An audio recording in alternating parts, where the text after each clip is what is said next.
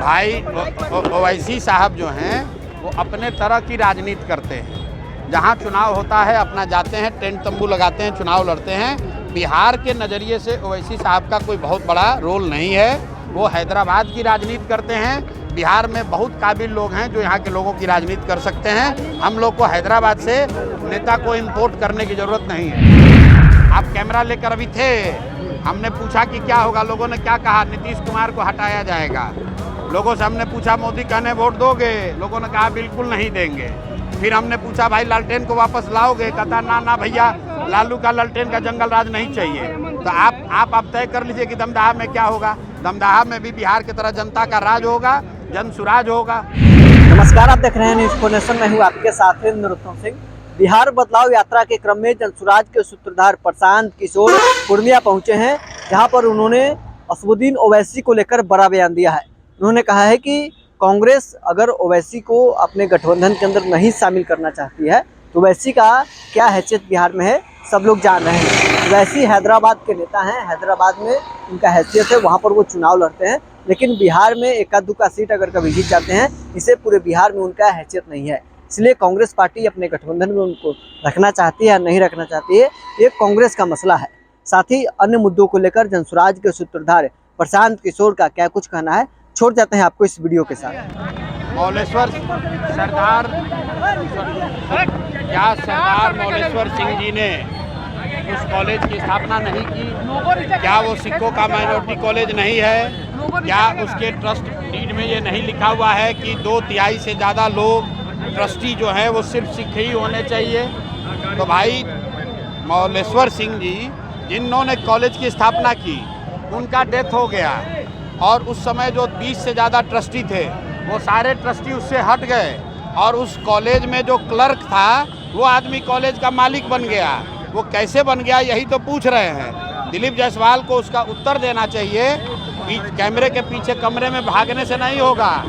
आज जवाब नहीं देंगे तो फिर प्रेस कॉन्फ्रेंस करेंगे और जितना घोटालाबाजी किए हैं सबका पर्दाफाश होगा।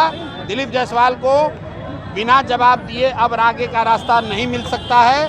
प्रशांत किशोर ने अगर एक बार कहा है इस आदमी ने गलती किया है, हमारे पास सारे साक्ष्य हैं, सारे तथ्य हैं जो समाज के बीच में हमने रखा है। अगर हम गलत बोल रहे हैं तो हम पर केस कीजिए, हम पर मानहानि कीजिए, हमको जेल में डालिए। लेकिन अगर गलत नहीं कह रहे हैं तो स्वीकार करो कि तुमने कॉलेज कब्जा किया है, आपने अनियमितता की है, लोगों के साथ धांधली की है। ये दिलीप जायसवाल को आज नहीं तो कल मानना ही पड़ेगा।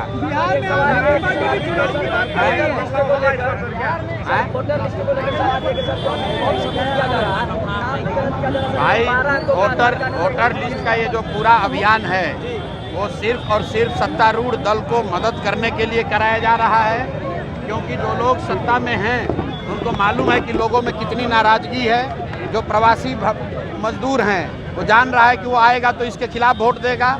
इसीलिए उन लोगों का नाम काटने के लिए जो गरीब वर्ग के लोग हैं, जो सरकार की व्यवस्था से नाखुश हैं, वो वोट न दे दें, सरकार को हटा न दें। इसलिए चुनाव आयोग भाजपा के साथ मिलकर ये काम कर रहा है। मेरा लोगों से अपील है कि जिसका भी नाम काटा जा रहा है आपको घबराने की ज़रूरत नहीं है।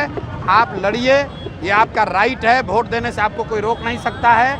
अगर आपको अपना रास्ता नहीं दिख रहा है तो किसी न किसी पॉलिटिकल पार्टी के कार्यकर्ता से संपर्क कीजिए, जनसुराज से संपर्क कीजिए। जनसुराज अच्छा नहीं लगता है, दूसरे नेताओं से, दूसरे दलों के नेताओं से संपर्क कीजिए।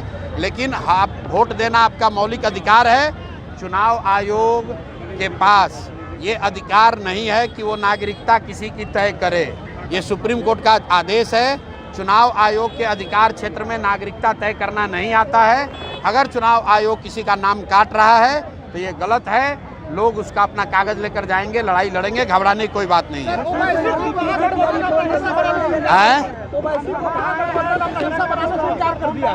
भाई ओवैसी साहब जो हैं वो अपने तरह की राजनीति करते हैं। जहाँ चुनाव होता है अपना जाते हैं, टेंट तंबू लगाते हैं, चुनाव लड़ते हैं। बिहार के नज़रिए से ओवैसी साहब का कोई बहुत बड़ा रोल नहीं है। वो हैदराबाद की राजनीति करते हैं। बिहार में बहुत काबिल लोग हैं जो यहाँ के लोगों की राजनीति कर सकते हैं। हम लोग को हैदराबाद से नेता को इम्पोर्ट करने की ज़रूरत नहीं है। अरे भैया, नीतीश कुमार का निर्देश मान कौन रहा है? नीतीश कुमार रोज निर्देश देते हैं और उसको कौन सुन रहा है? रोज अफसरशाही, जब नीतीश कुमार को हटा दीजिएगा अफसरशाही खत्म हो जाएगा।